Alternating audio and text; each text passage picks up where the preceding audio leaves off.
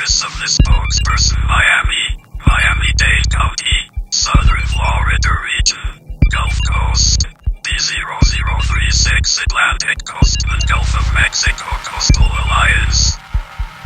July 1st, 2015. Begin text. The Alliance of the Southern Triangle announced that discussions are in session to proceed with a measure to advocate towards legal and binding secession of the Southern Florida region and its related maritime limits and boundaries from the state of Florida. Our findings conclude that the state capital is deficient with regards to current and projected policy towards trade and investment, land and water use development, and the advancement of social and civil infrastructural systems in the face of environmental and capital acceleration. The current state capital, Tallahassee, does not at present acknowledge or address the impact of sea level rise as it affects the Southern Florida region, even though presently the state of Florida collects approximately $22 billion in sales and taxes, of which 69%, $15.25 billion, is generated in this region alone. In most southern counties in current South Florida, the average elevation is 5 feet above sea level. The southern region in its entirety is nearly 15 feet, while the southern half of the state averages 50 feet. The total average elevation in the state of Florida is estimated at 100 feet above sea level, while North Florida is estimated at 120 feet above sea level. This asymmetrical relation to the northern region requires ambitious and accelerated action. Thus we conclude that the only way to save South Florida is to allow for sea level rise to contour, shape and initiate the formation of the Alliance of the Southern Triangle.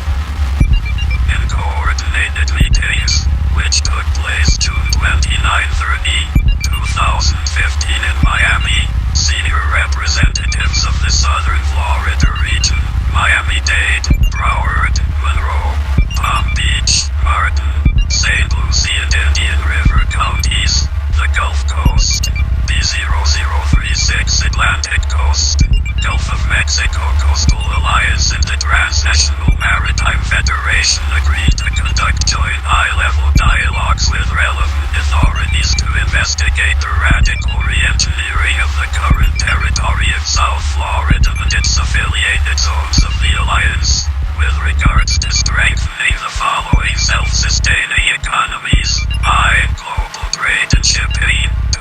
Tourism, including the concentration of II.2. Cruise industries. 3. Transnational banking. IV. Aviation, aerospace and extraterrestrial technology and travel. B. Additional manned and unmanned technology initiatives presently underway in the Southern Triangle.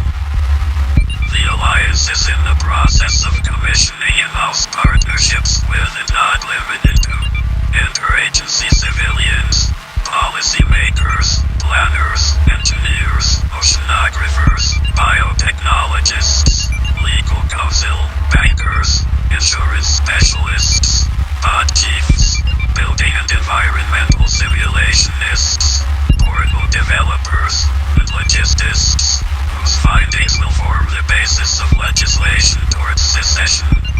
The Alliance vows to explore subterranean and integrated terraforming models for reconfiguring surface and support systems, as well as to study the investments required for transnational subterranean infrastructures, transmigrational ground planes and extensive water purification and plumbing morphologies.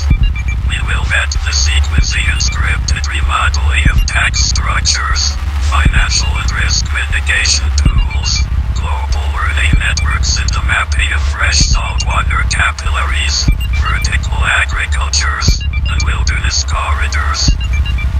In addition, citizen mobilization that protects and enhances the quality of life for the people living and working within the zones of the Alliance will be made a priority.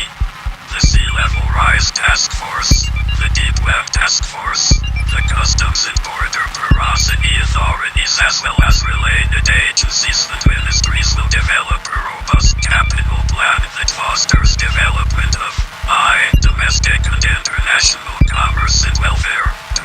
Promotes efficient use of previous and new land, sea and virtual space. 3.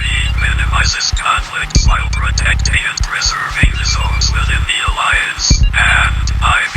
Protects the integrity and quality of the alliance's zones by ensuring public notice, input and appellate rights regarding alterations in existing zoning and spatial use regulations. Our goals, objectives and policies as the